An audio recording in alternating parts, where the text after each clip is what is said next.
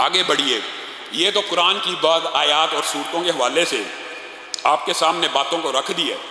اسی طرح احادیث کے اندر جو آپ کو دو وظیفے بتائے تھے، سبحان اللہ والحمد للہ ولا الہ الا اللہ واللہ اکبر ولا حول ولا قوت الا باللہ، اور اس کے ساتھ کیا بتایا؟ لا الہ الا اللہ وحدہ لا شریک لہ لہ الملک ولہ الحمد وہو علی کل شیء قدیر۔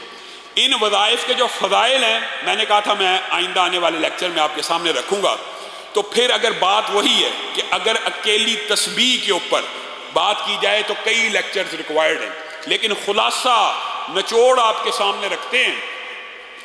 رسول اللہ صلی اللہ علیہ وسلم کی ایک حدیث میں جس نے سبحان اللہ و بحمدہ 100 مرتبہ کہا، اگر اس کے گناہ سمندر کی جھاگ کے برابر ہوں تو معاف ہو جاتے ہیں۔ ایک حدیث میں یہ ہے جس نے 100 دفعہ سبحان اللہ و بحمدہ کہا، پھر الحمدللہ کہا، پھر اللہ اکبر کہا، تو ہر ایک کے 100 دفعہ کہنے کے بدلے میں جو اجر و ثواب ہے وہ نوٹ کیجئے۔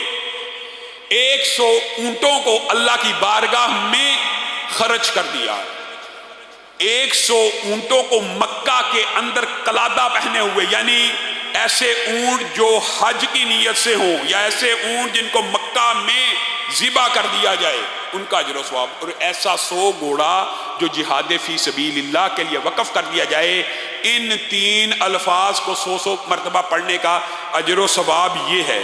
اور ام ہانی کی جو حدیث ہے، میں سمجھتا ہوں اس ساری تسبیح تحمید کا نچوڑ ہے۔ ام ہانی آئی رسول اللہ کے پاس اور آ کے کہنے لگی ہیں، اللہ کے رسول میں بوڑھی ہو گئی ہوں، اب تو عمل کرنے کی سکت نہیں ہے۔ تو رسول اللہ نے کہا ٹینشن کی بات نہیں ہے، پریشانی اور فکر کی بات نہیں ہے، کیا آپ اتنی ہی بوڑھی ہو گئی ہیں کہ آپ 100 مرتبہ یہ 4 الفاظ نہیں کہہ سکتی؟ ان میں بھی یہ 4 باتیں شامل ہیں، سبحان اللہ والحمد للہ ولا الہ الا اللہ واللہ اکبر، اس میں لا حول ولا قوت الا باللہ نہیں شامل ام ہانی کی حدیث میں، لیکن یہ 4 باتیں شامل ہیں۔ اور رسول اللہ نے ان 4 کے بارے میں جو اجر بتایا، آپ سن کے حیران رہ جائیں گے ام ہانی کو۔ اے ام ہانی، اگر آپ یہ 4 الفاظ کہیں گی، سبحان اللہ والحمد للہ ولا الہ الا اللہ واللہ اکبر، تو ایک پہلے سبحان اللہ 100 دفعہ کہنے کی وجہ سے اسماعیل کی اولاد میں سے 100 گردنوں کی آزادی کا اجر اور ثواب آپ کے نامہ اعمال میں لکھ دیا جائے گا۔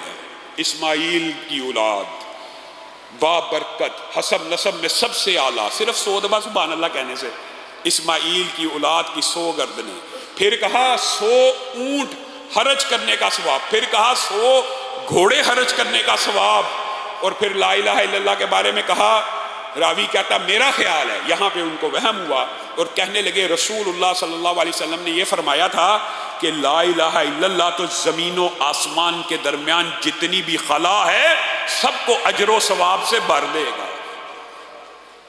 اب آپ بتائیے، اور یہی وہ وظیفہ ہے جو اسراء کی رات آپ نے مشہور حدیث سنی ہوئی ہے نا، کہ جبریل امین رسول اللہ صلی اللہ علیہ وسلم کے ساتھ تھے اور حضرت ابراہیم سے ملاقات ہوئی، اور حضرت ابراہیم نے رسول اللہ کو کہا حقیقت میں جنت ایک چٹیل میدان ہے، اللہ کے رسول اپنی امت کو میرا یہ پیغام پہنچا دیجیے۔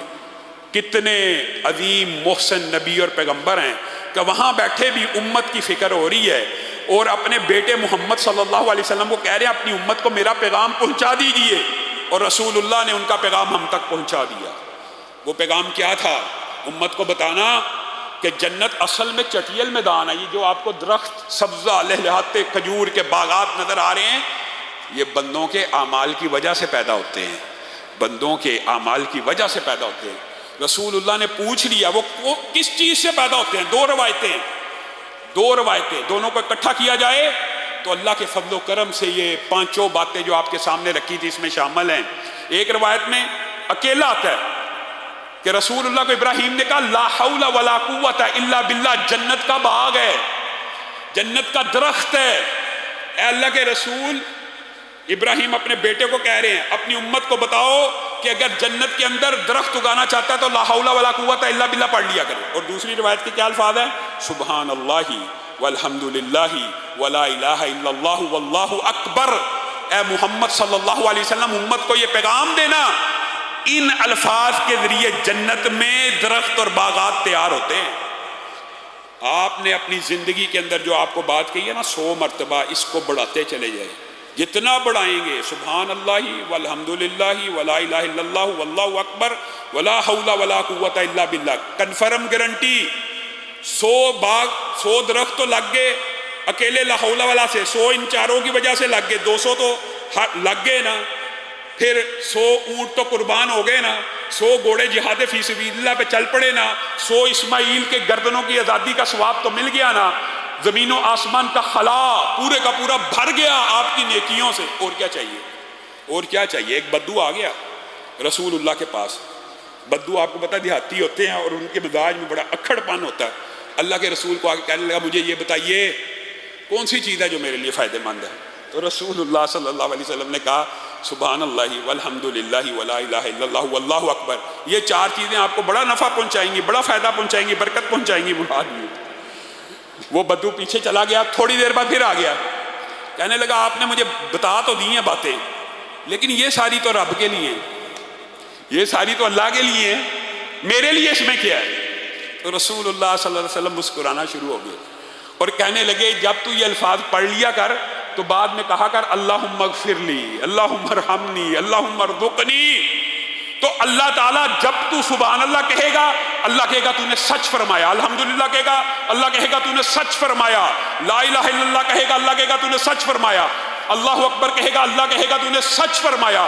جب 4 دفعہ اللہ کہے گا تو نے سچ فرمایا، پھر تو کہے گا نا اللہم ارحمنی، اللہم اغفر لی، اللہم ارزقنی، تو اللہ کہے گا میں نے تجھے عطا کیا، میں نے تجھے عطا کیا، میں نے تجھے عطا کیا۔ صحابہ بیان کرتے ہیں اللہ کی قسم ہم نے اس بدو کا عجیب انداز دیکھا، وہ اپنی 7 انگلیوں کے اوپر ان حروف کو یاد کرتے ہوئے باندھ کے چلا گیا، گویا اجر و ثواب کے پہاڑ اپنے مقدر میں لے کر چلا گیا۔ یہ رسول اللہ صلی اللہ علیہ وسلم کے بتائے گئے وظیفے ہیں، اور ایک حدیث تو اتنی عجیب اس حوالے سے ملتی ہے کہ بندہ حیران رہ جاتا ہے۔ یہ تو 100 دفعہ آپ کو کہا ہے نا، اگر لا الہ الا اللہ وحدہ لا شریک لہ لہ الملک ولہ الحمد وہو علی کل شیء قدیر کے ساتھ سبحان اللہ والحمدللہ ولا الہ الا اللہ واللہ اکبر ولا حول ولا قوت الا باللہ بستر پہ آ کر 1 دفعہ پڑھا جائے، 100 دفعہ کی بات اب نہیں ہو رہی، 1 دفعہ، صرف 1 دفعہ۔ حدیث ہے سمندر کے جھاگ کے برابر بھی گناہ ہو تو معاف ہو جاتے ہیں۔ یہی وہ وظیفہ کہ جس کی آپ کو میں کئی مرتبہ تلقین کرتا ہوں، اس کی ٹریننگ اس طرح حاصل کریں کہ آنکھ کھلے آنکھ بند ہو، یہ وظیفے منہ پہ ایسے جاری ہوں رات کے۔ یہی وہ وظیفہ ہے جو پہلے بھی آپ کے سامنے رکھا تھا کہ اگر رات میں سوتے ہوئے اچانک آنکھ کھل گئی تو آپ کے منہ سے یہ کلمات ادا ہوئے، یہ بھی اسم اعظم سے بھی زیادہ تیز رفتار ہے دعاؤں کو قبولیت کے لیے۔ اس وقت اگر آپ نے یہ الفاظ کہہ دیے لا الہ الا اللہ وحدہ لا شریک لہ لہ الملک ولہ الحمد وہو علی کل شیء قدیر، سبحان اللہ والحمدللہ ولا الہ الا اللہ واللہ اکبر ولا حول ولا قوت الا باللہ، آنکھ کھلی یہ الفاظ کہہ دیے۔ اب آپ جو دعا اللہ رب العزت سے اچانک اٹھے ہیں کریں گے، ان کلمات کو ادا کرنے کے بعد اللہ پر واجب ہے وہ آپ کی دعا کو ضرور سنے گا۔ بتائیے اور آپ کس در بدر کہاں پہ گھومتے پھرتے ہیں، کس جگہ کی ٹھوکریں کھاتے ہیں، کبھی حجر پہ، کبھی شجر پہ، کبھی قبر پہ، کبھی مزار پہ۔ اللہ کے بندو، اللہ دینے والا ہے، اللہ عطا کرنے والا ہے۔